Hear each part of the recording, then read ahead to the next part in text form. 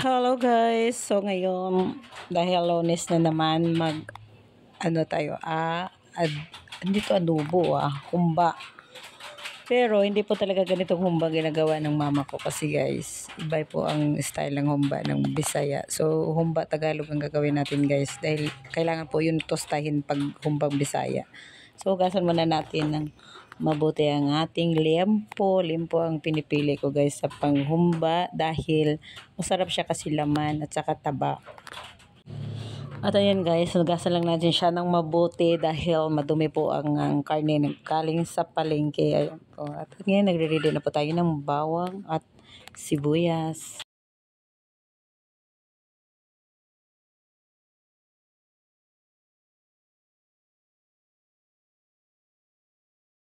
At ngayon guys, ito na ilagay na po natin sa kawali at pagsamasamahin na po natin ang sangkap. Ayoko pong igisa guys. Ito yung lagyan natin ng magic sarap.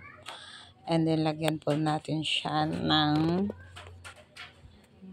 ayan yung sangkap niya, bawang, sibuyas. Nilagyan natin siya ng paminta.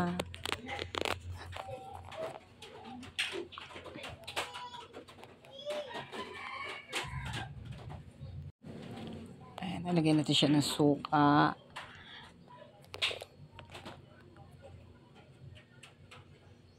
Lagyan natin siya ng toyo. Diba? Ganyan lang po guys. Ayoko po siyang igisa kasi masyado na pong mamantika yun. Para po hindi masyadong mamantika ang ating humba style. Ayan. Okay guys, nagugas ako ng kamay ha. Maganda talaga pag kinakamay. Ayan, haluluin. Bakit ba? Gusto kong kamayin eh. Ayan. Then, isalang na po natin siya.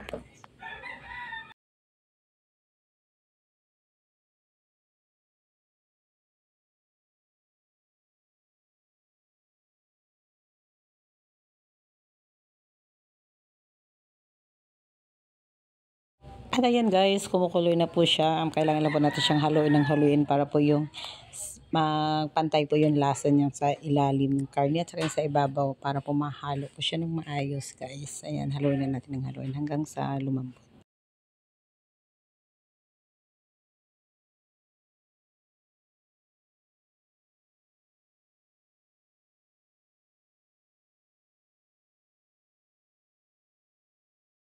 At ayan guys, medyo malambot na po siya. Lagyan natin siya ng asukal para medyo manamis-namis dahil yan po ang gusto ng aking mga kiddos. Yan, medyo malambot na po siya guys. Malapit na po yan siya maluto.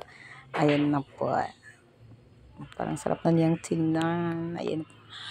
Oh my God, nakalimutan ko pala. Ngayon ko lang na-realize. Nakalimutan ko pala. Lagyan siya ng bulaklak ng saging. Nakalimutan ko bumili sa palengke.